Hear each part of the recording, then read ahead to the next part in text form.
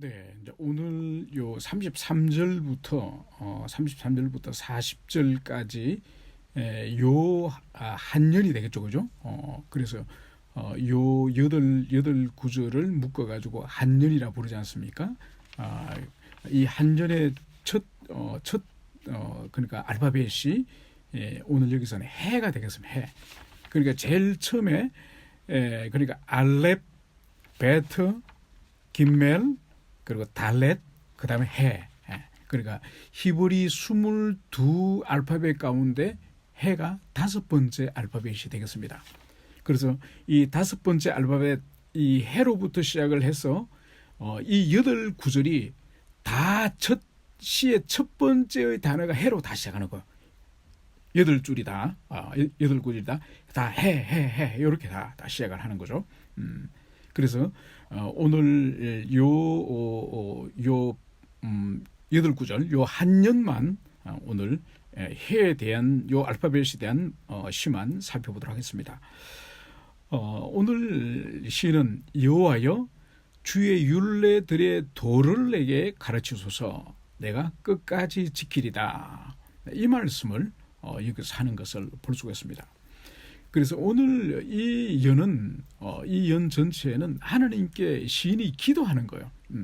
일방적으로 찬양이 아니라 하나님 간구하는 내용으로 가득 차 있습니다. 그래서 하나님께 어떻게 간구를 하는 거니까 주의 율례의 도를 내게 가르치소서. 주의 율례는 하나님의 말씀을 말하지 않습니까? 율법을 말씀하는 것이고 진리를 말씀하시는 거 하나님의 말씀을 말하는 것입니다. 그래서 말씀이 가는 이 길, 여기는 도라고 번역을 했는데 하나님의 말씀이 가는 길을 내게 가르치소서. 내가 끝까지 지키겠습니다. 이 말씀을 여기서 하시는 거죠. 여러분 이미 하나님의 말씀은 이미 두루마리로 모세에 의해서 기록이 되어 있고 또 선지자들에 의해서 기록이 되어 있지 않습니까? 이미 기록이 되어 있어요. 그러니까 마치 우리가 성경을 이미 가지고 있는 것처럼 그런데 오늘 시인이 주의 율례들의 도를 내게 가르치소서. 이미 성경을 가지고 있는 자신에게 신이 가르쳐 달라는 거예요. 이게 무슨 의미일까요? 이것은 무슨 의미인가 하니까 성령께서 이 진리를 깨달을 수 있도록 저에게 영적인 조명을 해 주십시오. 이런 뜻이에요. 왜냐하면 우리가 읽는 이 성경은 인간의 이성으로 기록된 것이 아니잖아요. 성령의 영감하심으로서 기록되기 때문에 이것을 풀어서 이해하고 깨닫기 위해서도 영감하신 성령께서 우리에게 조명을 해 주셔야 되거든요. 그래서 성령은 기록할 때도 영감하셨고 읽고 해석하는 우리들에게는 또 조명을 해 주셔야 되는 거예요. 그렇지 않으면 우리가 아무리 지식이 많고 지능이 뛰어나더라도 이 하나님 말씀 진리는 이성의 너머에 있는 그 영역의 진리 말씀이기 때문에 안 되는 거죠. 그래서 여기서 시인이 내게 가르치소서. 이 의미는 여호와 하나님이 천사를 보내가지고 와서 가르치라는 뜻이 아니고죠, 그죠? 우리가 하나님의 말씀을 읽고 묵상할 때에 성령께서 우리 영혼을 조명해 주세요. 진리를 비춰주세요. 이런 의미가 여기서 있는 거죠. 그럼 어떻게 하겠다고요? 내가 끝까지 지키리다. 이건 하나님에 대한 의지의 결단, 각오를 말하는 거지 않습니까? 우리가 아무리 말씀을 지키려고 하더라도 깨닫지 못하고 성령께서 그 진리를 우리에게 비춰주지 않으면 우리는 지킬 수가 없습니다. 왜냐하면 알아야 주님의 뜻이 뭔지를 분명히 선명히 깨달아야 그 길을 갈 수 있죠. 길을 모르는데 어떻게 가겠습니까? 그래서 성령님께서 우리에게 가르치고 깨닫고 비춰주시면 우리가 끝까지 주의 말씀을 지키겠습니다. 이 말을 시인이 여기서 하고 있는 거죠. 그래서 항상 제가 반복적으로 말씀드리지만은 우리가 성경을 그냥 통독을 하든지 설교를 듣든지 개인적으로 묵상을 하든지 간에 절대로 기도를 빠뜨리지 말라고 말씀드렸죠. 이 낮아지고 가난한 마음, 왜냐하면 주님, 제 이성으로는 주님의 진리에 도달할 수 없습니다. 주님의 진리를 깨달을 수 없습니다. 주님, 저를 깨닫게 해주십시오. 이런 간절한 마음이 항상 필요하다는 거죠. 그리고 두 번째로 34절에서는 나로 하여금 깨닫게 하여 주소서 내가 주의 법을 준행하며 전심으로 지키리다. 앞에 있는 33절과 일맥상통하는 거예요. 여기도 보세요. 나로 하여금 깨닫게 하여 주소서. 왜 깨닫죠? 깨닫는 이유가 뭔가요? 내가 주의 법을 준행하며 전심으로 지키리다. 여러분, 단순히 하나님 말씀을 많이 알고 교리를 많이 알고 성경을 많이 알고 그래서 다른 사람 앞에 막 자기 지식을 충분히 자랑할 만큼 그것 때문에 깨닫게 달라는 것이 아니에요. 오늘 분명히 보세요. 목적이 있지 않습니까? 주의 법을 준행하며 전심으로 지키며. 여러분, 이것이 뭐죠? 준행하고 지킨다는 것이 한마디로 순종하네요. 순종. 그러니까 이 시인은 지금 진리를 하나님께 깨닫게 해달라고 간구하는 목적이 하나님, 제가 순종하려고 합니다. 제가 순종하려기 때문에 저에게 깨달음을 주십시오. 이 지금 기도를 하는 거죠. 여러분, 바리새인이요, 예수님 시대 바리새인이 다 성경 박사들이에요. 그러니까 바리새인이 그냥 되는 것이 아니라 이 서기관 과정, 바리새인 과정들이 있습니다. 몇 년간을 율법을 공부해야 돼요. 치열하게 율법을 공부해가지고 또 추천을 받고 검증이 돼야 그 율법의 교사들의 자격증이 주어져요. 그러니까 우리에 비하면은, 오늘날 우리 신앙생활에 비하면은 바리새인들 못 따라갑니다. 그들은 아예 성경을 통째로 외운다니까요. 왜냐하면 그 당시에는 이 서기관들이 필사를 물론 하지만은 이 필사된 성경이 워낙 비쌉니다. 고가요. 그리고 집에 두루마리 하나 가지고 있기도 힘들었습니다. 그러니까 어떻게 하느냐. 두루마리 기록된 것을 구하기가 어려우니까 아예 머릿속에 암기를 하는 거예요. 암기를. 그 정도로 이 구약 성경 전체를, 모세오경 전체를 이 바리새인들 아예 통째로 암기를 하고 다니는 거죠. 그래서 성경을 아는 지식, 구약을 아는 지식에 있어서는 우리가 따라갈 수가 없습니다. 그런데 그 바리새인들이 왜 주님께 책망을 듣고 심지어 독사의 자식들아, 이런 비난을 받았을까요? 왜냐하면 가장 본질적인 문제가 뭔가 하니까 그들은 지식 자체를 목적으로 가진 거예요. 오늘 시인은 보세요. 왜 주님께 깨닫게 해달라고 합니까? 주의 법을 준행하며 전심으로 지키며. 바리새인들은 순종으로 준행이나 지키고 삶의 순종의 목적이 그들은 없는 거예요.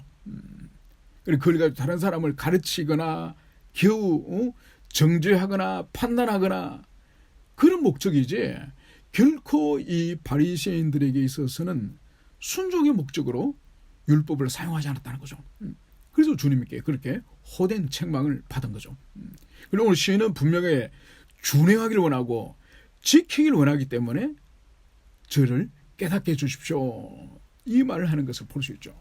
여러분, 이것은 이 바리새인의 오류는 오늘날 우리에게도 여전히 우리에게도 재현될 수 있습니다.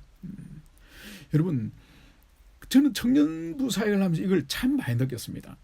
청년들 가운데서 보면은 대학 교수들도 여러 명 있습니다. 대학 교수도 있고 박사들도 많아요. 그러니까 구역장들 중에서 제가 청년들 구역장이 한 40명 정도 됐거든요. 구역장만. 그러니까 청년 한 교구가 한 500명 정도 됐으니까 500명을 돌볼 정도 되면은 한 40명, 50명 구역장이 됩니다. 그 가운데 교수들도 여러 명이고 박사들도 여러 명 있어요. 그리고 구역장이 절반은 남자고 절반은 여자예요. 그러니까 자매들은 그런 일이 없는데 이 형제들이 아주 못됐습니다. 바로 뭔가 하니까 자기가 그래도 대학의 교수고 그리고 박사인데 지식을 자랑하고 싶은 거예요. 그 지식을 어떻게 자랑하느냐. 목회자가 모를 만한 어려운 질문을 한 거예요.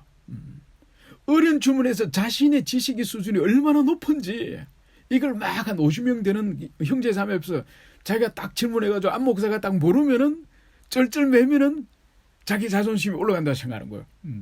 이런 지지가 여러 명 있었습니다. 그런데 그 사람들 치고, 그런 질문하는 사람 치고 깊이 순종하거나 깊이 주님을 사랑하거나 깊이 주님을 닮은 거룩한 인격을 가진 사람들 거의 없습니다. 다 자기 자랑하려고. 그러니까 바리새인 수준을 넘어서지 못하는 경건을 할 수 있는 거죠. 그래서 이런 지식 자랑은 오늘날도 우리 그리스도인들에게도 언제든지 우리 지식이 이 경건이라고 하는 물속에 잠겨있지 않으면 물속을 삐지기 빠져나와가지고 이 지식이 교만이 되거든요. 이게 빠져나오면 교만이 돼요. 이 경건 속에 은혜 속에 잠겨있으면 이것은 자기에게도 유익이 되고 또 다른 사람을 영으로 섬기는 데도 유익이 되지만은 이 은혜 물 속에서 빠져나오면 이게 교만이 되는 거예요. 그래서 항상 우리는 우리가 지식을 성경 진리를 탐구하는 목적은 준행하기 위함이다. 우리는 지키기 위함이다. 이것을 항상 우리가 가슴에 깊이 새기시길 축원합니다.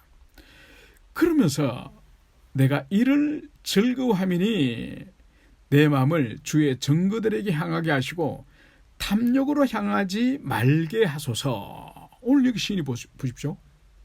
이 시인의 마음이 어디를 향하기를 원한다 그럽니까? 주의 증거들에게 향하게 하시고 탐욕으로 향하지 말게 하소서.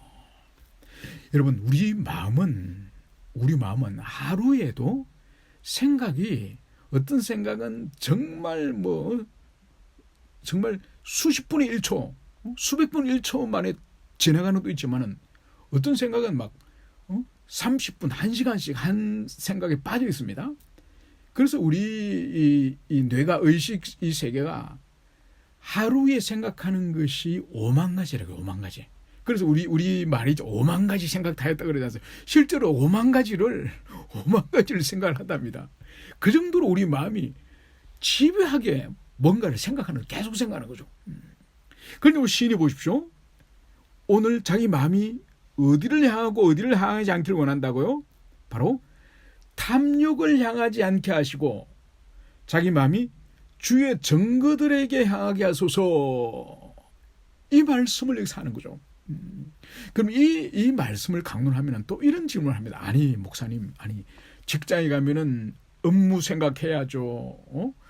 또 업무 마치면은 또 낮에 점심 뭘 먹을까 생각해야죠. 회사 직원과 대화해야죠. 아니 생각할 게 얼마나 많은데 늘 어떻게 말씀만 생각합니까? 그건 지나친 겁니다. 이렇게 질문하는 거죠. 그게 아니라는 거죠. 왜냐면은 우리의 구체적인 삶의 이 현실의 삶과 우리의 신앙의 삶을 분리할 수 있고 또 분리해야 된다고 생각하니까 그렇게 생각하는 거예요.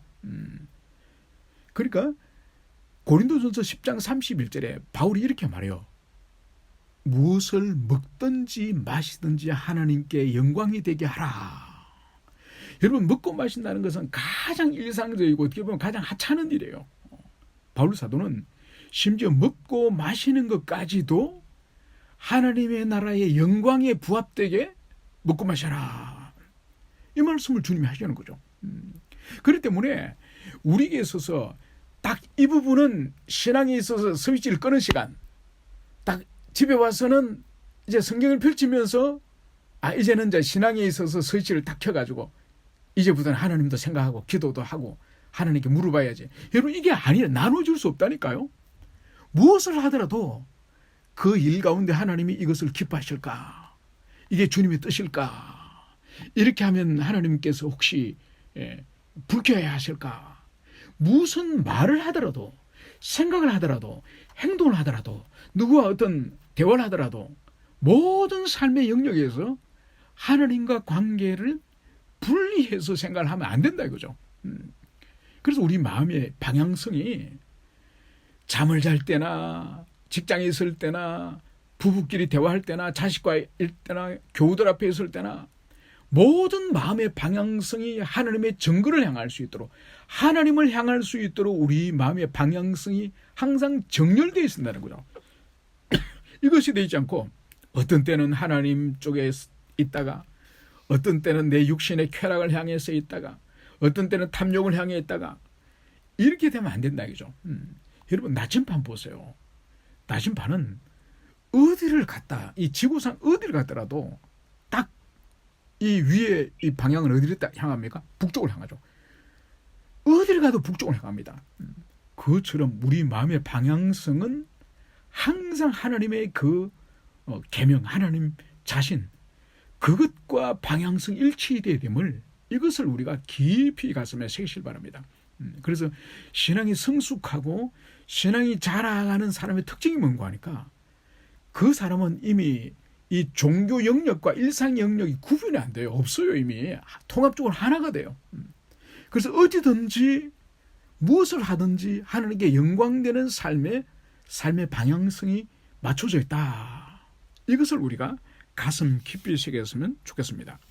그러면서 보세요. 오늘 37절에서는 내 눈을 돌이켜 헛한한 것을 보지 말게 하시고 주의 길에서 나를 살아나게 하소서. 여러분, 앞절은 마음이, 그죠?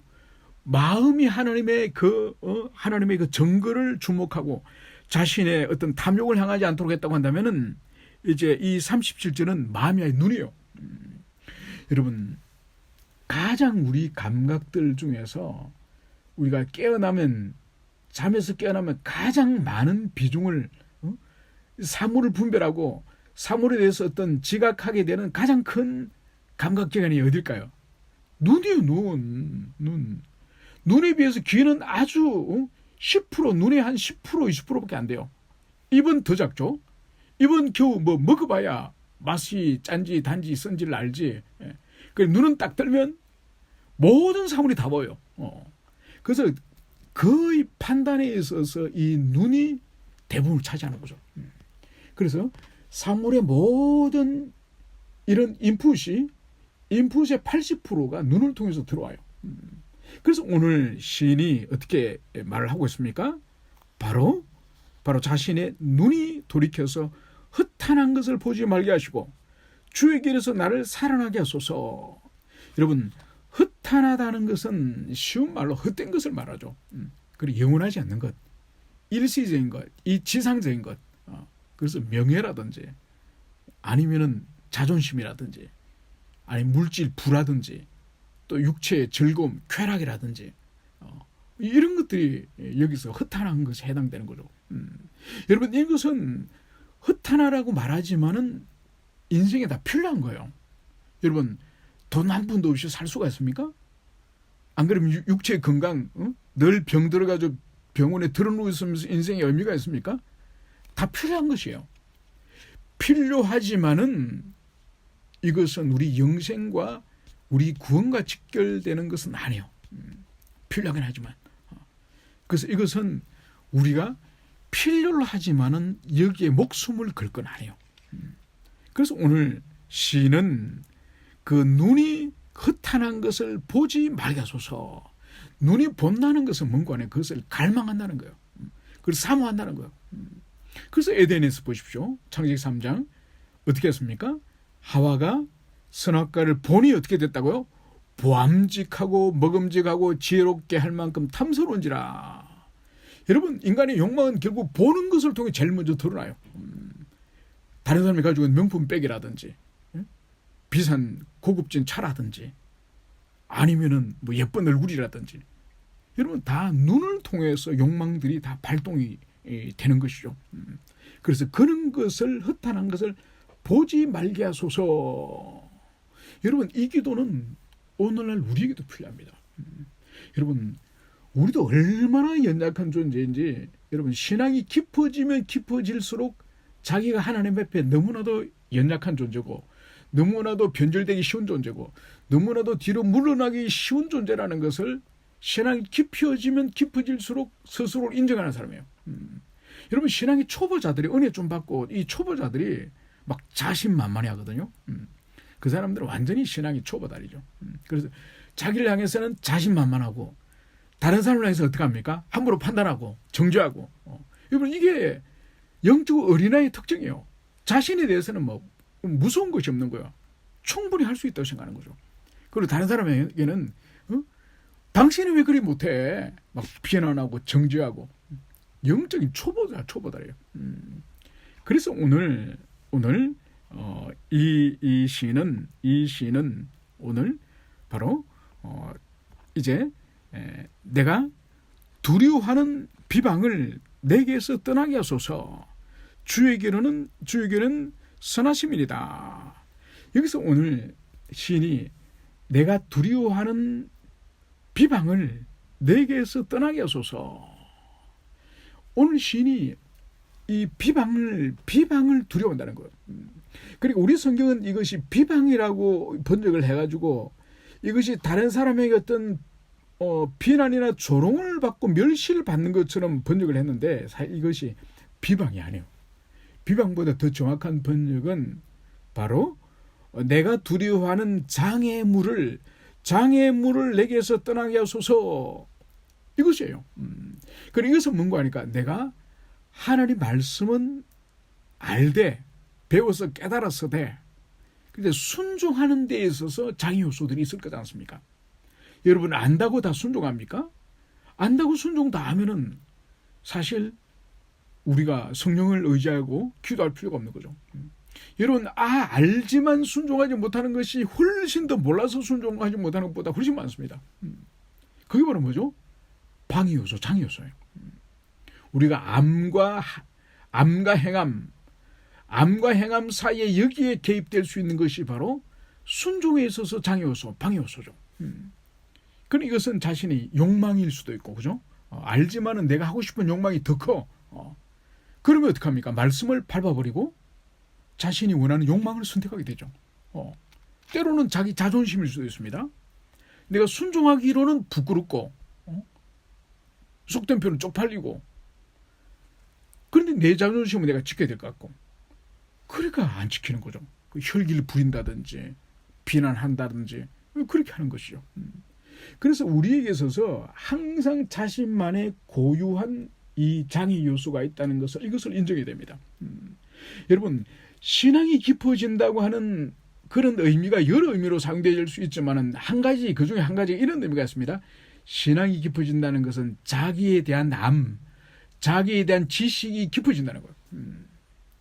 그러니까 자기에 대한 지식이 깊어진다는 그 의미 중에 중요한 의미가 뭔가 하니까 자기의 약점, 자기의 넘어짐, 자기가 반복적으로 실패함, 이게 뭔지를 분명히 아는 거예요.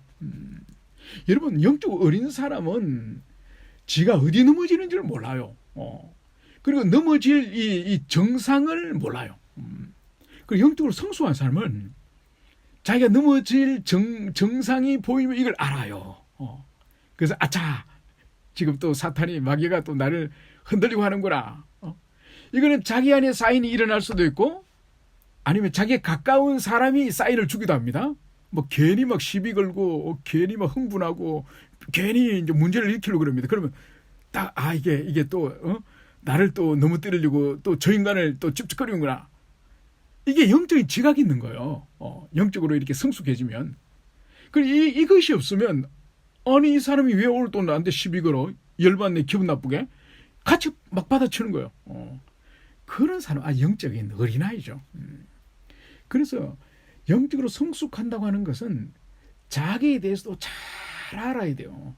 내가 어떨 때 흥분하고, 또 어떤 모습을 보고 저 인간을 향해서 내가 확 뚜껑이 열리는지, 그래서 자기의 약점과 자기의 허물과 자기 부족한 부분을 잘 아는 것이 영적으로 넘어지지 않는 승리의 비결이라는, 이것을 여러분들이 가슴 깊이 새기시기를 축원합니다. 그래서 내가 두려워하는 비방, 즉 내가 두려워한 나의 장애물을 주님 내게서 떠나게 해 주십시오. 주님의 규례들은 선하십니다. 하나님의 그 계명들은 다 선하고 좋은 것입니다. 그러면서 이제 마지막 40절, 내가 주의 법도들을 사모하여 싸우니 주의 의로 나를 살아나게 하소서. 오늘 시는 마지막으로 내가 주의 법도들을 사모하니, 그러니까 이 시는 이 계명을 사모한다는 거예요. 여러분, 제가 몇 번씩 말씀을 드리지만 우리 성경 66권 전체 가운데에 이 계명은 80%가 어떤 말씀이라고요? 80%가 쓴 말씀이에요. 찌르고 쓰고 때리고 정신 차리게 하는 이 말씀이 80%고 한 20%가 위로 주시고 격려 주시고 사랑한다 그러시고 우리 마음을 따뜻하게 하는 말씀은 20%밖에 안 돼요. 그런데 오늘 시인이 바로 주의 법도를 사모한다는 거예요. 마치 사랑하는 사람을 만나기를 사모하듯이 그 하나님의 말씀을 사모한다는 거예요.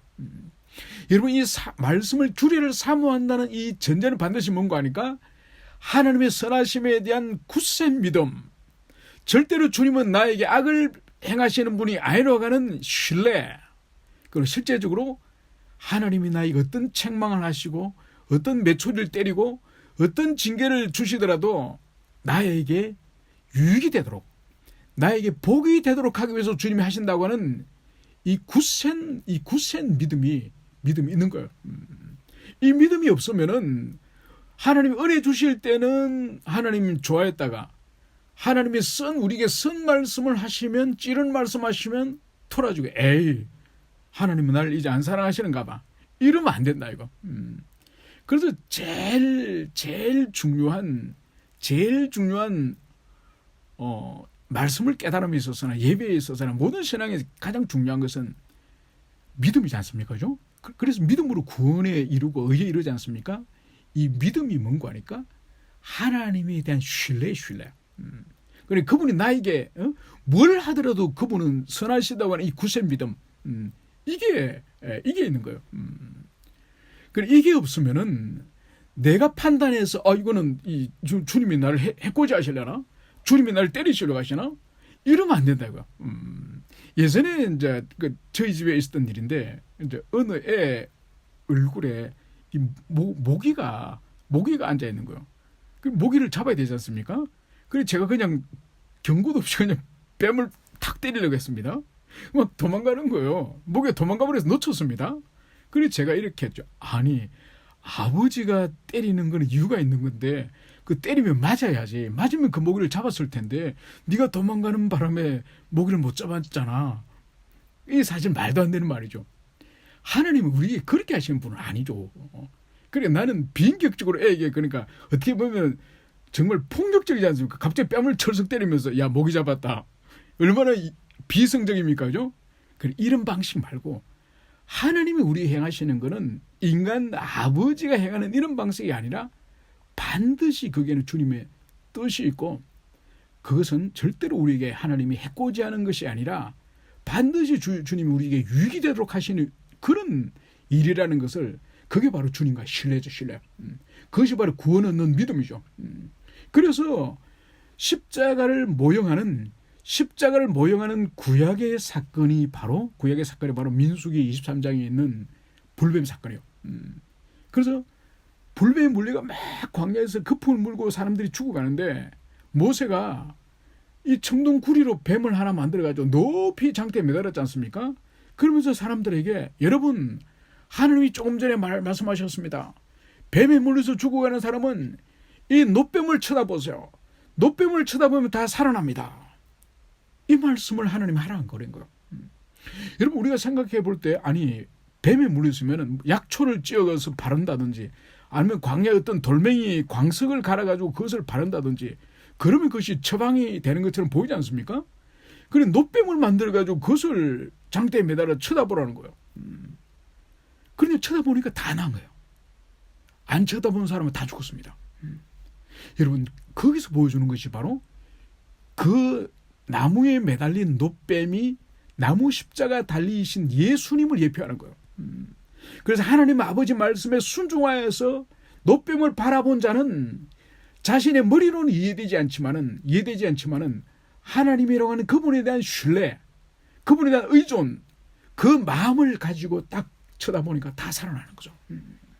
그래서 오늘 이 법도들을 사모하니 이 시는 하나님을 대한 이미 사랑과 신뢰와 의존을 가지고 있는 시라는 것을 그것을 보여주고 있습니다. 그러니 바로 주의 의로 나를 살아나게 하소서. 바로 하나님의 의로 이 신을 살려주십시오. 새 힘을 주십시오. 회복시키십시오. 이런 의미예요. 그래서 여러분 주님에 대한 신뢰, 주님에 대한 의존, 주님에 대한 믿음을 가진 자들을 주님이 살리시는 것. 여러분 이것을 가슴에 새기시길 바랍니다. 그래서 우리가 믿음 없이 기도하고 믿음 없이 뭔가 행하고 믿음 없이 예배드리고, 여러분 이것은 은혜 받지 않기로, 은혜를 주든지 말든지 상관없다는 그런 뜻으로 예배하는 것과 마찬가지예요.